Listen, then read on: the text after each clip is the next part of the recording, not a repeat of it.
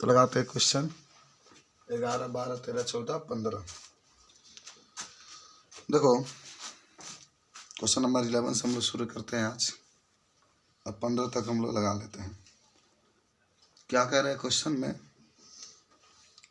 मैंने पूरा आपका जो पाठ पढ़े कल आप वैद्युत ऊर्जा के बारे में देखे थे हम लोग। 1 किलोवाट इंटू घंटा में कोई कहेगा तो 3.6 गुणे 10 के ऊपर 6 होता है। ठीक है, इसको मत भूलाना कभी भी। और कभी भी अगर 1 इलेक्ट्रॉन वोल्ट कोई कहता है तो 1 इलेक्ट्रॉन वोल्ट को हम लोग लिख सकते हैं 1.6 गुणे 10 को -19। ठीक है, चलो तो क्वेश्चन नंबर देखो, आज 11 से शुरू करना है। पृथ्वी के चारों ओर घूमते किसी उपग्रह पर गुरुत्व बल द्वारा कितना कार्य किया जाएगा? अपने उत्तर की जांच करिए। देखो आपको याद होगा, पृथ्वी के चारों ओर घूमते हुए जो उपग्रह होते हैं उसके द्वारा किया गया कार्य क्या होगा भाई? उसके द्वारा किया गया कार्य 0 होगा। क्यों होगा? क्योंकि उसमें विस्थापन होगा नहीं। जैसे कहने का मतलब है कि मान लो, जैसे क्वेश्चन कहा है कि मान लो कि यहाँ पर आपके पास का है एक ये पृथ्वी है, ठीक है, मान लो, और इसके चारों ओर क्या करता है कोई उपग्रह घूम रहा है, तो यहाँ से गति करना शुरू करेगा। उपग्रह है ना, पृथ्वी के चारों ओर जो गति करता है उसको उपग्रह, यहाँ से शुरू किया घूमना, फिर यहाँ पर आ गया, तो इसका विस्थापन क्या होता है? 0 हो जाता है। तो लिख लो कार्य 0 होगा बाबू। देखो पृथ्वी उपग्रह पर लिख लो, उत्तर लिख लो 11 के। पृथ्वी के चारों ओर गति करने वाले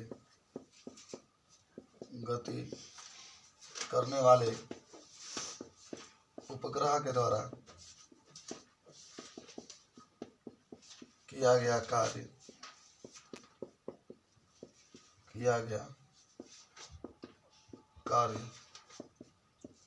0 होगा। किया गया कार्य 0 होगा। किया गया कार्य 0 होगा।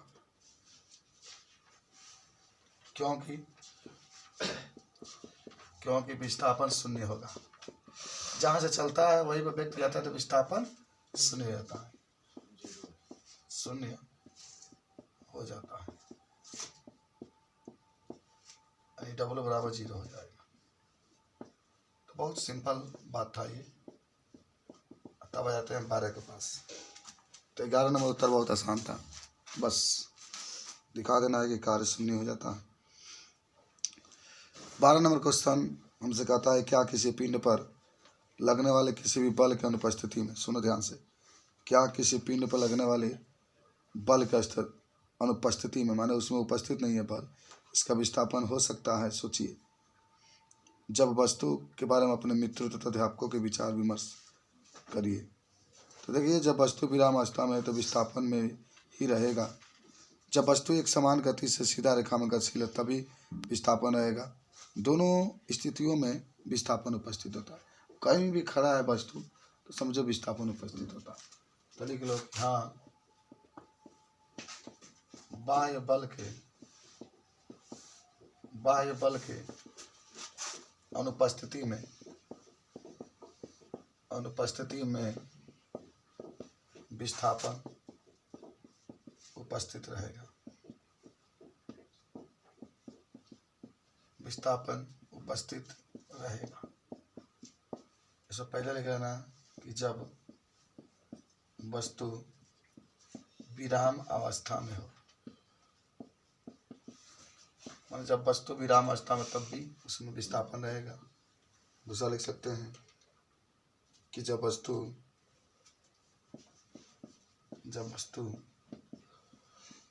एक समान गति में हो तब भी विस्थापन रहेगा।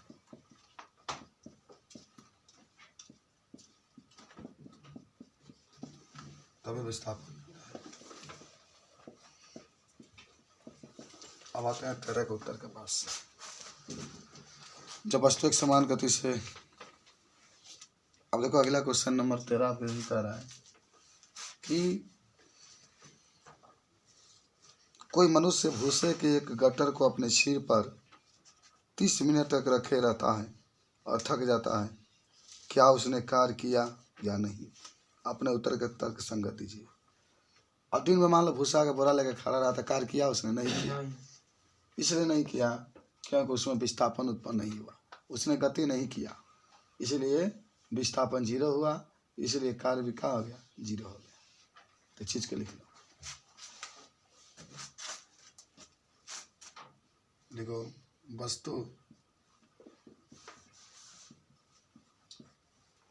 कार्य करके वस्तु व्यक्ति लिखना, व्यक्ति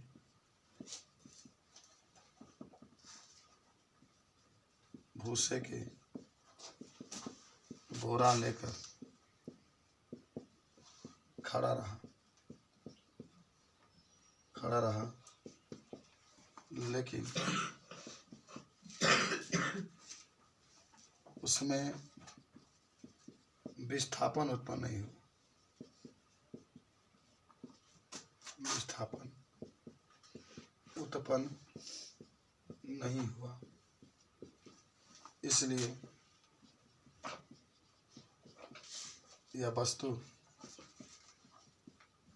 कोई कार्य नहीं करेगा। वो व्यक्ति लेना, कोई कार्य नहीं करेगा, क्योंकि उसमें विस्थापन होगा ही नहीं, विस्थापन होगा 0, तो जो व्यक्त होगा वो व्यक्ति कोई कार्य नहीं करेगा। ये ध्यान रखना, कोई आपसे पूछे तो तुरंत इस चीज को बता देना।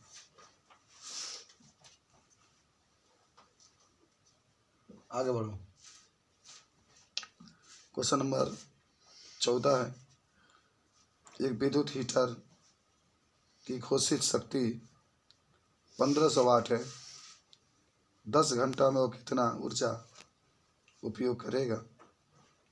इसी का मान आपको निकालना है। बहुत प्यारा क्वेश्चन आपका है, इसको 10 घंटा में पूछ रहा है, तो आप चाहे तो यूनिट भी लिख सकते हैं। मैंने कल बताया था आपको कि किलोवाट इंटू घंटा को हम लोग यूनिट भी कहते हैं। अरे आपको निकालना है, आइए देखते हैं।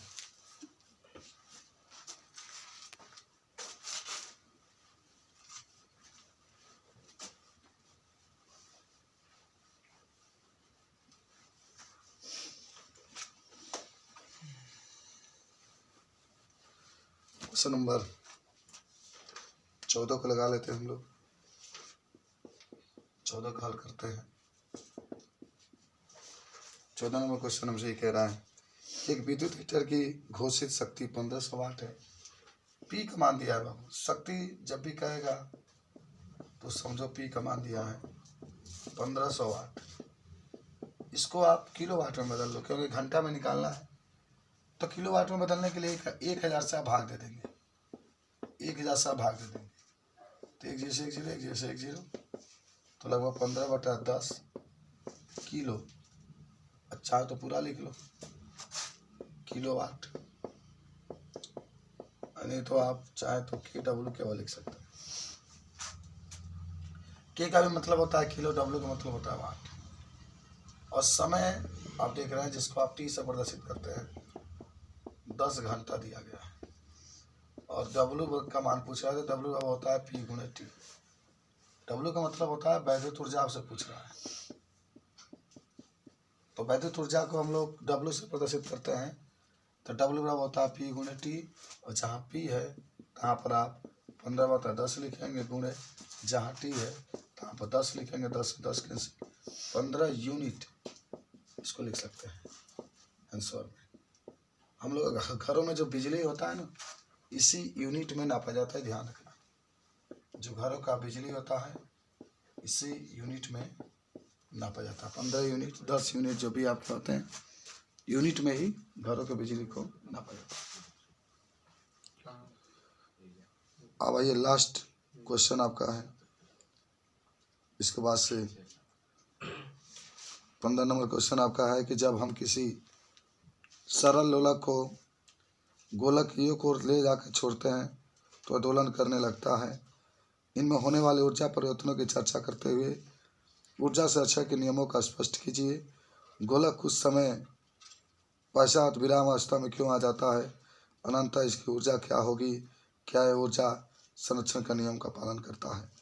एकदम पालन करता है। देखिए, जब भी आप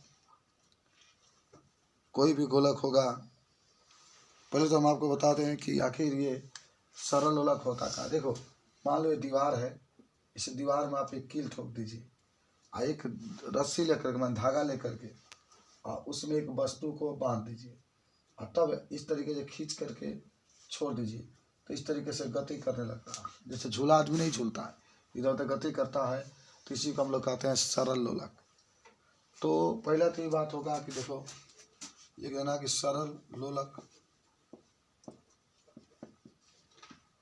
सरल लोलक मान लो ए है, बी है, ऐसी है।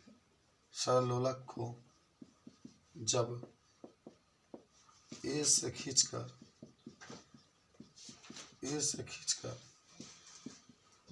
बी तक लाते हैं तथा ए से खींचकर सी तक लाते हैं, तो उसमें स्थितिज ऊर्जा होती है। Good morning. तथा जब वस्तु छोड़ते हैं तो यह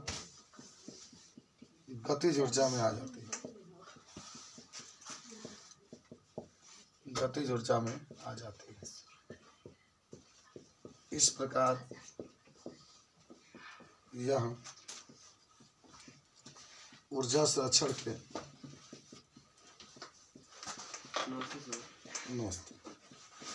नियम का पालन करती है। इसलिए ऊर्जा संरक्षण के नियम का क्या करती है, नोट कर लीजिए।